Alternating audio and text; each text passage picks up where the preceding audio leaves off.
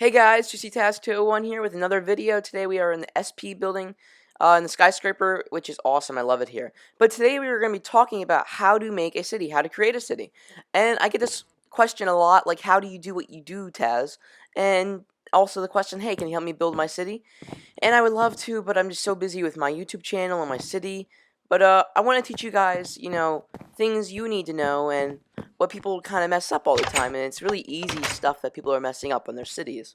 And I really want to help you guys. I want to see some awesome cities, and I hope this, is very helpful for you guys. So stick around for the whole video and, learn. But if you already have a city and it looks great, don't listen to me then, keep going.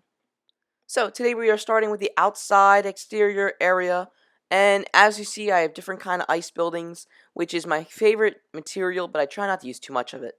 So over here we have nice sidewalks and roads. Now that is one of the most important things for a city. You want to have at least 3 wide sidewalks, and then you want nice big roads like mine, at least like no smaller than my roads, even bigger. And make sure the whole city's organized. You see how I have different kind of buildings? I have old buildings because cities are going through a continuous cycle of old and new. So it's important to switch it up.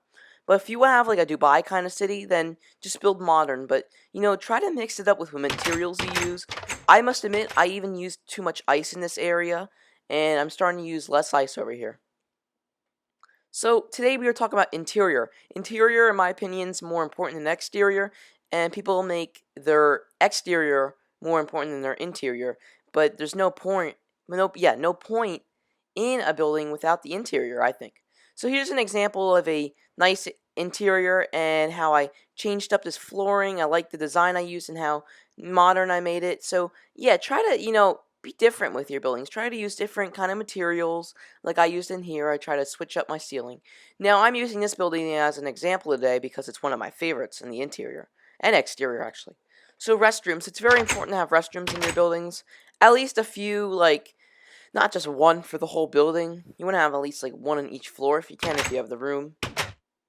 So in here, this is kind of like an office floor, and I love what I did with it. I used the carpet, and I used steps to make all sorts of things. Steps are probably one of the most I don't know how you say versatile kind of objects you can use in here. So here's an office, and look at that wall thing I put there. It just adds something. I love it. It's my new design thing I do now. And look at this, and I try to make it look modern with the ice. It's important to have conference rooms if you have a office building, and make sure you change up the design on each floor. Like I keep it the same for some buildings, like 3 each floor, and then I move on to a different design, 3 each floor. But yeah, make sure you have steps, a ladder. Now guys, when you're building a building, make sure you do not put too much in your lobby, because if you put too much in your lobby, it looks too chaotic. And when you're building a building, do not make it too small, because you want to be able to put stuff in it. You don't want it to be like the size of your bedroom. And ice buildings, guys. When you're making exteriors of ice, well, using ice in any way, you want to put, stuff in the interior inside because it looks terrible without interior. We got Rockefeller Center here. We got old buildings. Now, this is my old district. I have a nice little park. I want to add more, like, park. And it's important to have, green areas like trees, like I have over there, a line of trees. And just all the, little things like that, The little things are what really make a grand city. And then having different kind of roads over here, like if you see, I have 2-way and 1-way, so that makes it even more realistic. And I try to, make my buildings, fit in the little plots that I make, but sometimes you can't make the buildings fit in the plot, and you just got to move around the roads. So here's an example of a modern interior of a lobby. I didn't put too much in it, and it looks good, I think, in my opinion. So, yeah, let's walk out of here. Hopefully I'm not going too fast, but as I said, I believe interior is more important than exterior. Exterior is very important, but interior is awesome because you can go inside the building then, and you can actually go to the top without, flying. So, yeah.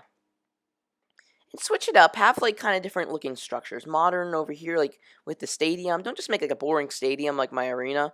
I will admit my ice hockey arena is boring to me, but everybody says it's awesome, but I really don't like it anymore, but I still keep it. Also, when building buildings, do not just use like only glass, like in today's buildings. Like in between here, it's good to have a divider. If you get rid of those dividers for each floor and just put glass, it looks terrible in my opinion, especially for sandstone buildings. But I try to switch it up with materials I use for buildings. As you see, I use almost every like material, because if you use like a lot of the same material, it gets boring. Also, when building skyscrapers, you don't want to make just like straight squares and rectangles up to the sky, because in the 60s and 70s, those were really like, and those were popular. And I have a few in my city, not many, but I try to make my city look like it's been through so many cycles, and like from the 1900s and up. And if you think of it, the history of my city, it's kind of like that, because I came from 360. I started 2 weeks after the release, and I'm still working on it. So a lot of people think that a city takes a few weeks, like or just a month to make, but it doesn't. You want to put extra detail in, because that's what makes a great city.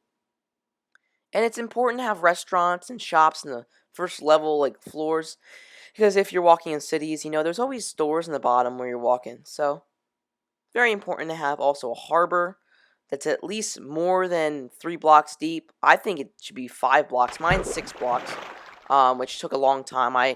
I did the hard way, and now I know the easy way. But yeah, leave some space in the water too between, because mine's like 100, wide right there, and people leave like a 30 block wide, and I'm like, how will a boat pass through there? And it's crazy. Also, an example of a really cool city is my friend BT Waldo and Colonial Puppet. They are working on their city still, and that's an example, like, because Colonial Puppet has one of the most popular cities ever. It has like almost 2 million views, I think, or somewhere around there. So that shows you guys he's still working on it on PC, but it's important you don't just like rush, because if you rush, you're not doing your best. But as you guys see around me, this all took 3 years, not a day, not a week, not a month, not a year. 3 years so far about, and I'm still continuing. And so I do it because I love it, and I just love building and creating, and I hope you guys do too. And I hope this video helped. Good luck building your cities. But until next time, it's been Juicy Taz 201 signing out, guys. Bye.